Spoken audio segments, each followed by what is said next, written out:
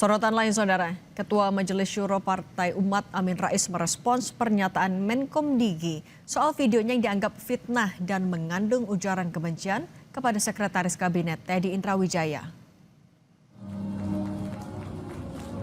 Menurut Amin Rais, negara demokrasi menjamin kebebasan berpendapat setiap orang.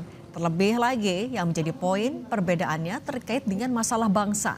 Amin Rais menyebut Teddy Indrawijaya sebagai Sekretaris Kabinet telah melampaui batas kewenangannya sehingga harus diberi tugas lain yang tidak menempel pada Presiden Prabowo Subianto. Karena diklaim kerap menghambat tamu yang ingin bertemu Presiden. Sementara terkait dampak hukum akibat pernyataannya, Amin menegaskan hanya Teddy yang berhak memperkarakan masalah itu.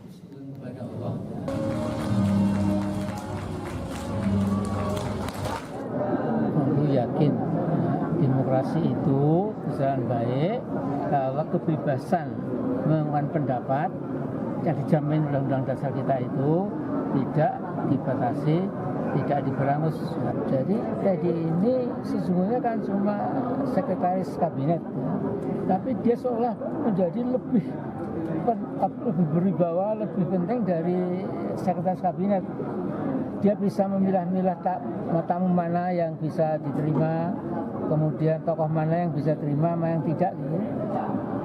Saya tidak menyebut nama, tapi saya punya teman menteri, ya, Menko, ya, yang bilang sama saya, Mas Amin, saya itu kadang-kadang mau ketemu presiden saya itu tidak bisa, karena kata Teddy tidak ada waktu atau belum ada waktu gitu. Padahal Pak Prabowo ada. Saya diberitahu ahli-ahli hukum itu, Komdigi tidak berhak. Ya, jadi yang berhak itu si Teddy, nah itu baru akan dibawa ke pengadilan. Sementara itu, Menteri Komunikasi dan Digital Mutia Hafid membantah narasi jika kementeriannya akan menempuh jalur hukum atas video Amin Rais.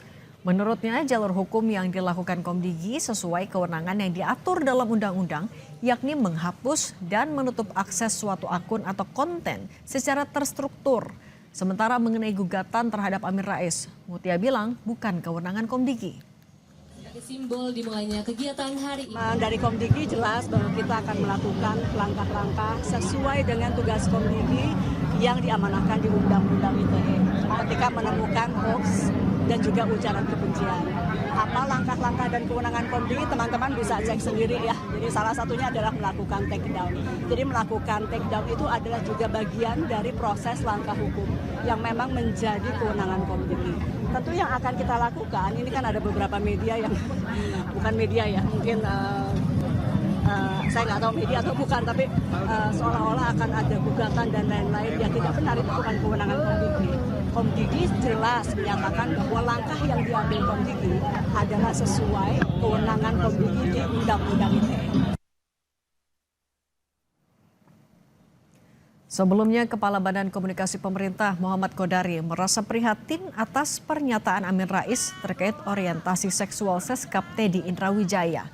Menurutnya, tudingan terhadap Seskap Teddy muncul dari interpretasi keliru atas sebuah konten yang berjudul "Aku Bukan Teddy", sehingga konten tersebut disalahartikan sebagai pernyataan yang otentik. Kodari menilai pernyataan Amin Rais merupakan contoh nyata bahaya disinformasi dan berita hoax hingga bisa menyesatkan tokoh senior sekalipun.